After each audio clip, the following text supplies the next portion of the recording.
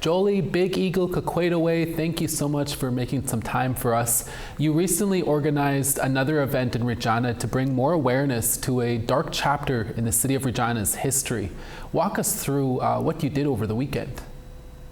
Well, I had a vision. I was gifted a daydream vision in April, and it was to walk the length of Dewdney, which is over 15 kilometers, pulling, dragging buffalo skulls or Tatonga skulls. And, after the work that I've been doing in the community with Buffalo People Arts Institute, we've been advocating in the name of reconciliation to change the name of Dewdney to Dewdney Avenue.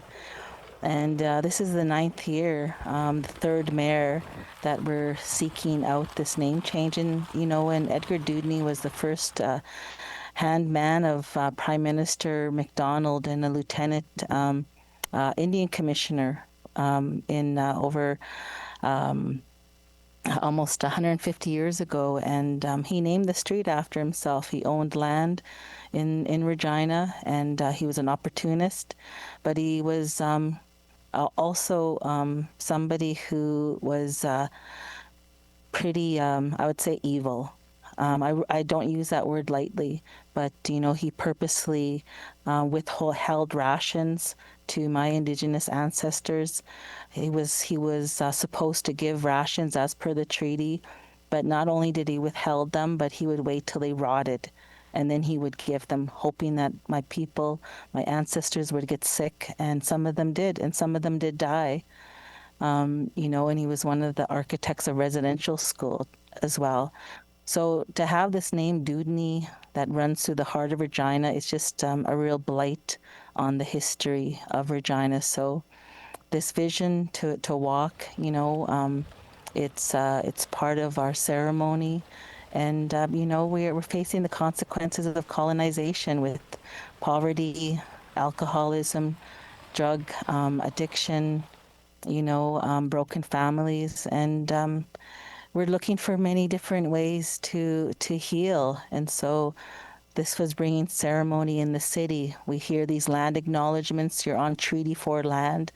And I wanted to bring that land acknowledgement to physical light. And that's how we thought we would do it, enact the vision. And Jolie, what has been the reaction from Regina's new mayor, Chad Baczynski, and his city council to have the name changed from Dewdney to Buffalo Avenue? And is there a change in tone compared to the previous city councils? Every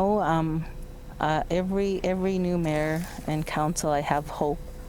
And so we were fortunate to have a meeting with the Mayor Chad on September 12th, the Friday before the event.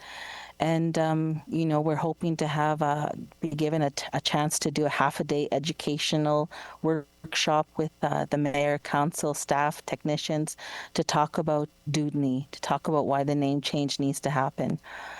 And so we're waiting to hear back that for that opportunity. And I'm hopeful that that'll happen. The previous mayor and council voted against it, and so we have new leadership, and so I'm hopeful. That's all it can be. That's all I have. So yeah.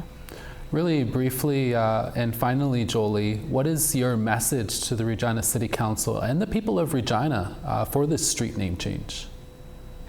This was just one area of reconciliation that I recommended 9 years ago. And I know there's other cities across, not just Canada, but the world that are addressing name changes. Do we really want Dewdney to reflect the social consciousness of the people of Regina, the city known as Pile of Bones, Pile of Buffalo Bones? No, we don't. So why hold on to the name of Dewdney? It's not changing history.